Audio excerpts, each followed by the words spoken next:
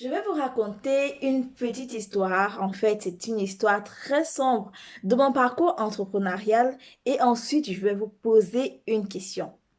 Si vous voulez savoir la question, alors vous allez devoir écouter mon histoire pendant toute la vidéo et vous allez me dire ce que vous auriez fait dans les commentaires, bien entendu. Si c'est la première fois que vous arrivez dans notre espace, alors je me présente. Je suis Elodie Onana, web entrepreneur depuis 2019.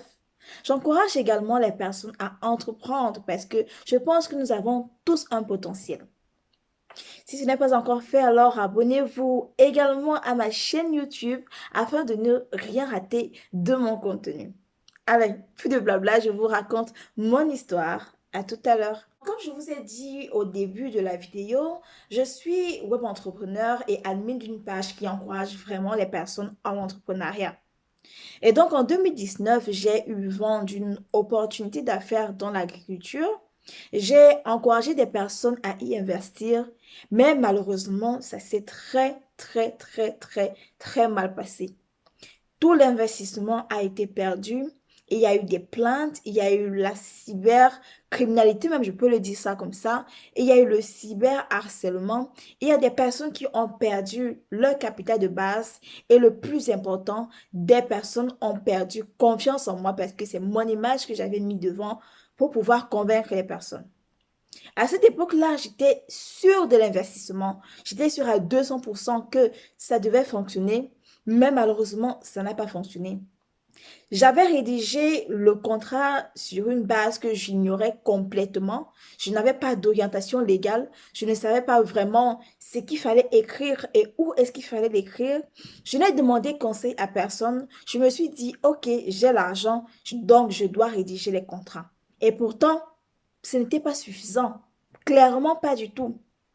À cette époque-là, je me considère à cette époque-là comme une nano entrepreneur. Ça veut dire que je commençais à peine dans le business et je découvrais même ce monde-là. Et n'empêche que j'aurais dû avoir un conseiller légal et juridique qui m'aurait dit, Elodie, ne fais pas ci, Elodie, n'écris pas ça, écris plutôt ça comme ça. Mais non, je suis partie tête baissée et j'ai rédigé ce que je devais rédiger et ce que je voulais rédiger. Donc, quand ça s'est mal passé, bien entendu, on a ressorti les contrats et il y a eu des voix qui se sont levées et tout. Jusqu'à aujourd'hui, l'affaire n'est toujours pas terminée parce que toutes les personnes n'ont pas encore recouvré leur investissement. Ben, ça se fait progressivement parce que ce n'est vraiment pas évident. Mais n'empêche que moi, à cette époque-là, avant même de m'engager même à dire que je veux lever l'argent, je devais prendre conseil. Et c'est ce que je vais vous recommander également. Ne vous dites pas que non, je suis juste une petite activité, je n'ai pas besoin d'avocat, ça demande beaucoup d'argent et tout. Je vais vous dire une chose. Vous pouvez travailler avec ces personnes-là sur différents régimes. Vous pouvez travailler avec un conseiller juridique en régime freelance si votre activité n'est pas vraiment litigieuse. Ça veut dire que vous ne gérez pas tout le temps les fonds d'autres personnes. Ça, vous pouvez le faire en freelance. Vous pouvez également avoir un avocat qui s'occupe uniquement de vos affaires. Ça veut dire que quand il y a des sommes importantes qui doivent être traitées, ça ne passe pas par vous, du moins par vos personnes individuelles, mais ça passe par votre avocat. Et il ne faudrait pas que le mot avocat ou conseiller juridique vous effraie, parce que c'était également mon cas, ça je vous assure. Mais je vous assure que quand vous manipulez l'argent des personnes, à un moment, vous aurez besoin de vous faire accompagner légalement et juridiquement parlant.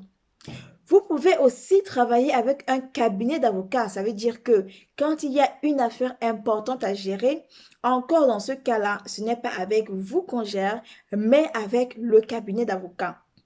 Et que vous soyez personne individuelle, entreprise, freelanceur, personne enregistrée ou pas, à chaque niveau, à tout niveau du business, vous avez besoin d'une aide légale, vous avez besoin d'un conseiller juridique, vous avez besoin d'une personne qui vous dit ne fais pas ci, ne fais pas ça.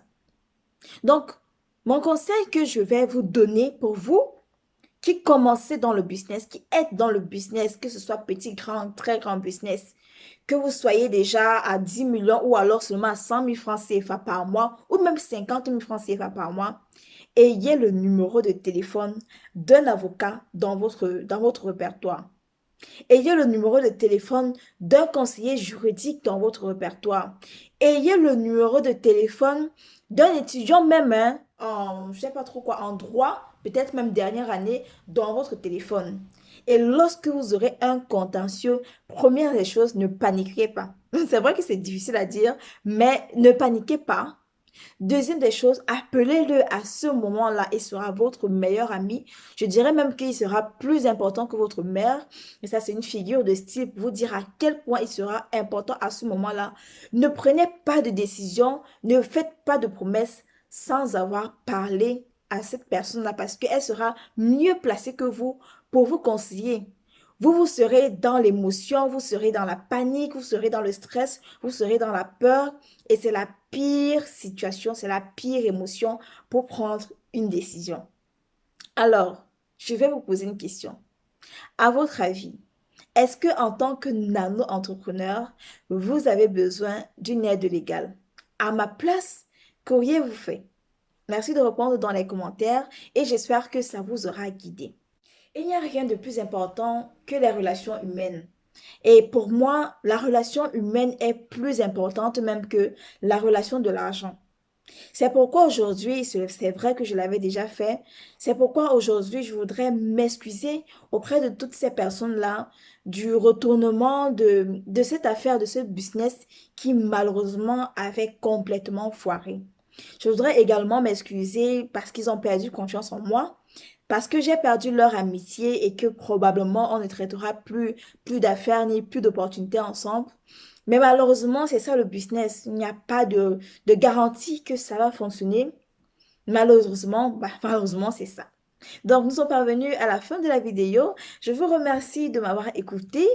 Laissez un like sous la vidéo. Laissez également un commentaire pour les personnes qui encore réfléchissent à comment s'y prendre pour avoir un conseiller juridique. Aussi, partagez peut-être votre expérience dans les commentaires et ça pourra nous aider, nous entrepreneurs qui commençons ou alors qui sommes dans le business. Au revoir.